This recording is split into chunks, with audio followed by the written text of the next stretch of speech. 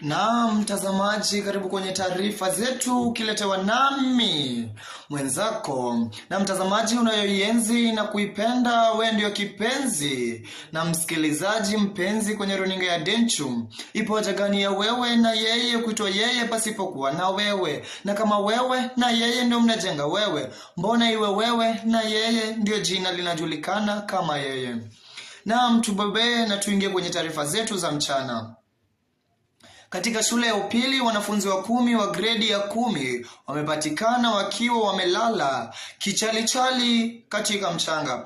Hatujui ni kipi kilichojiri, lakini mwalimu mkuu na naibu mwalimu mkuu wanapoulizwa ni kipi kimeweza kutokea katika wanafunzi hao wa 10 wa gredi ya 10 katika shule hiyo ya msingi ya upili, wanatueleza kuwa